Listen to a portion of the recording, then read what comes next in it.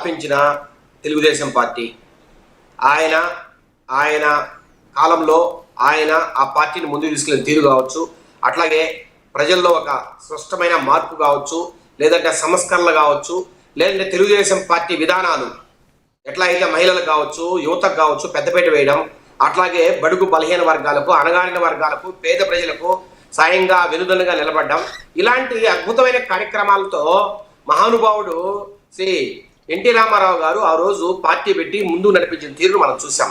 ఆ తర్వాత కాలంలో అంటే ఎన్టీఆర్ గారి తర్వాత చంద్రబాబు నాయుడు గారికి ఎప్పుడైతే పగ్గాలు వచ్చాయో అక్కడి నుంచి ఈ ఏదైతే సంస్కరణలను ఎట్లాగైతే పేద ప్రజలకు వెనుదనగలడం అయితే పార్టీ నిలిచిందో దాంతో పాటు అవి కొనసాగిస్తూనే దాంతో పాటు ఐటీ రంగం వైపు ఒక కొత్తగా ముందుకు తీసుకెళ్లడం, అట్లాగే పాలనాపరమైన సంస్కరణలు కావచ్చు, అట్లాగే ఏదైతే పివి నరసింహారావు గారి ఆధ్వర్యంలో ఆర్థిక సంస్కరణలతో పాటు రకరకాల రంగాల్లో సంస్కరణలకు ఏదైతే ఆజ్యం పోశారో ఆ సంస్కరణలకు ధీటుగా ఈ రాష్ట్రంలో ఉమ్మడి రాష్ట్రంలో ఆ సంస్కరణలు ధీటుగా ముందుకు తీసుకెళ్లడం కావచ్చు, ఆ సంస్కరణలను తెచ్చి మార్పు తేవడంలో కావచ్చు, మీరు చూస్తే రకరకాల సంస్కరణలు తెచ్చి ఐటీ కంపెనీలను ఆహ్వానించి ఈ హైదరాబాద్ కావచ్చు రకరకాల నగరాలను ఈ ఆంధ్రప్రదేశ్లో అద్భుతమైన నగరాలుగా తీర్చిదిద్దడంలో మన మాన్య ముఖ్యమంత్రి వర్యులు మేరునగ ధీరుడు ఈ రోజు దేశంలోని అత్యున్నతమైన రాజకీయ నేతల్లో ఒకరైన శ్రీ నారా చంద్రబాబు నాయుడు గారి పాత్ర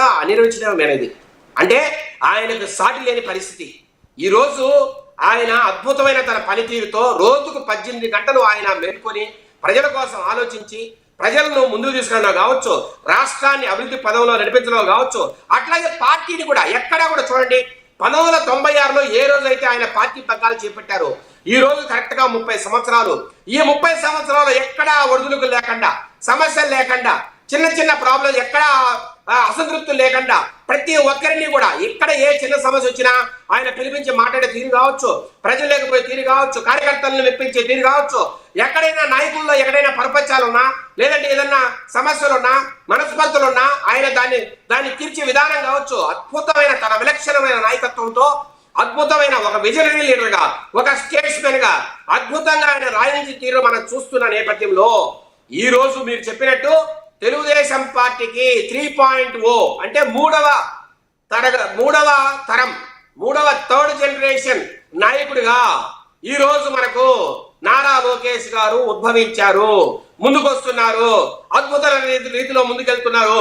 మీరు ఒకసారి గమనించండి, 2014 ముందర నారా లోకేష్ గారు అంటే చంద్రబాబు నాయుడు గారి కొడుకు, నందమూరి తారక రామారావు గారి మనవడు, భువనేశ్వరమ్మ గారి కొడుకు, ఇట్లా లేదంటే బాలకృష్ణ గారి అల్లుడు అని చెప్పే పరిస్థితి నుంచి 14 తర్వాత ఆయన మంత్రిగా ఏ రకంగా ఆయన పంచాయతీరాజ్ శాఖ మంత్రిగా, ఐటీ శాఖ మంత్రిగా అద్భుతమైన పనితీరు కనబరచడం, ఆ రోజు సాంకేతికతను తన మంత్రిత్వ శాఖలో చూపించి ఏ రకంగా రకరకాల ఆ మంత్రిత్వ శాఖ పనితీరుని ముందుకు తీసుకెళ్లడం, లేదంటే అద్భుతమైన ప్రగతి సాధించడం, ఆ రకంగా సార్ దేశంలోనే మంచి అద్భుతమైన ఈ బిజినెస్ మ్యాగజైన్లు ఏవైతే ఉన్నాయో ఆ బిజినెస్ మ్యాగజైన్లను ఆయన లీడర్ ఆఫ్ ద కంట్రీగా కావచ్చు, లేదంటే అద్భుతమైన లీడర్ గా ఆయన్ని కొనియడం కావచ్చు, రకరకాల అవార్డులు ఇవ్వడం కావచ్చు మనం చూసాం.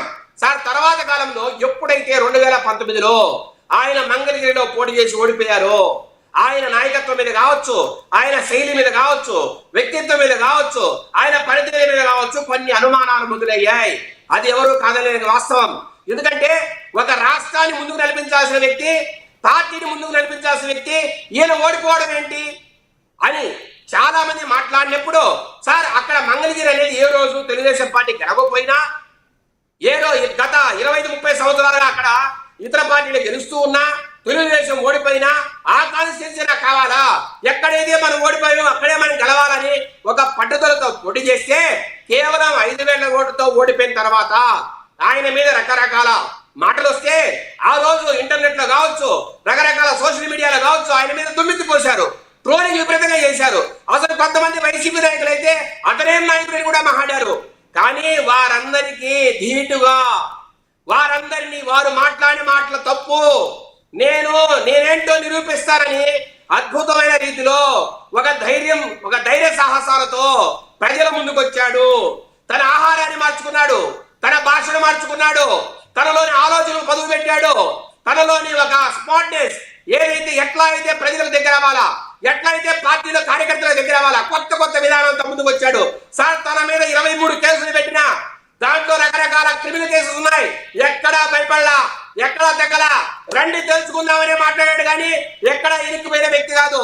ఆ రోజు అంత దారుణమైన పరిపాలన సార్, ఆ రోజు 2019 నుంచి 24 వరకు దారుణమైన పరిపాలన మనం చూసాం.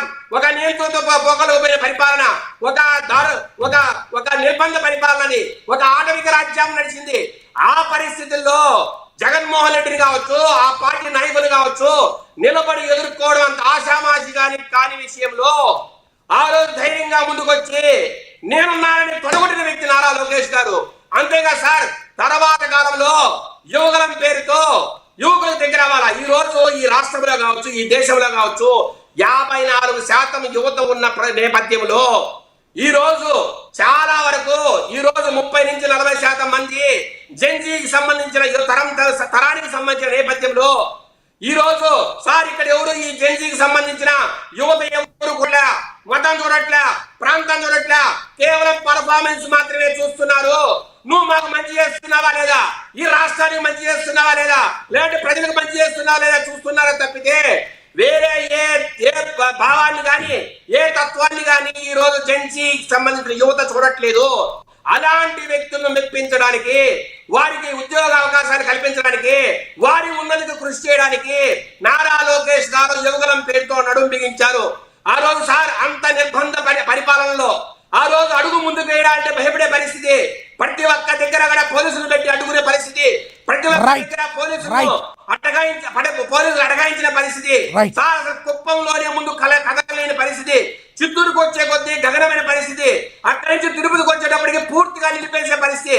సార్ జీవో నెంబర్ 1 పేరుతో జగన్మోహన్ రెడ్డి గారు కనీసం మైక్ ఇవ్వకపోయినా, కనీసం స్టూల్ వేసడానికి ఛాన్స్ ఇవ్వకపోయినా, మీటింగ్ పెట్టడానికి సరైన అవకాశం ఇవ్వకపోయినా ఎక్కడా భయపడ్డా లోకేష్ గారు ప్రజల్లో నిలబడే మాట్లాడారు, స్టూడెంట్ కి మాట్లాడారు, మైక్ ఇవ్వకపోతే లాక్కుని మాట్లాడారు, పోలీసులు కూడా ఎదిరించారు. పోలీసులు ఎంత ఇబ్బంది పెట్టినా వారిని ఎదిరించి ధైర్యంగా ప్రజల కోసం నిలబడిన చరిత్ర నారా లోకేష్ సార్. ఎప్పుడైతే చిత్తూరు జిల్లా దాటారో అనంతపురానికి వచ్చేటప్పటికి అబ్బా లోకేష్ అనిపించుకున్నాడు, కడపకు వచ్చేటప్పటికి ఆ లోకేష్ అనిపించుకున్నాడు, సార్ ఒంగోలు పోయేటప్పటికి తిరిగి లోకేష్ అనిపించుకున్నాడు, సార్ శ్రీకాకుళం పోయేటప్పటికి ఇతర లీడర్ అనిపించుకున్నాడు. అలాంటి అద్భుతమైన రీతిలో యువగలాన్ని ముందుకు తీసుకెళ్లి ఈ రోజు ఈ రాష్ట్రంలో 164 సీట్లతో ఈ ప్రభుత్వం ఫామ్ కావడానికి కావచ్చు, ఈ ప్రభుత్వం తిరుగులేని మెజార్టీతో ఇక్కడ రావడానికి కావచ్చు, ముఖ్య కారకంగా నారా లోకేష్ గారు నిలబడ్డారనడంలో ఎటువంటి సందేహం లేదు. Right sir, right. ఎస్ మీ అభిప్రాయం అర్థమైంది. మళ్ళీ మాట్లాడతాను, కొంచెం గ్యాప్ తీసుకుందరు కానీ. ఎస్, మనతోటి జనసేన నేత లక్ష్మీకాంత్ గారు ఉన్నారు, ఆయనతో మాట్లాడదాం. లక్ష్మీకాంత్ గారు నమస్తే అండి.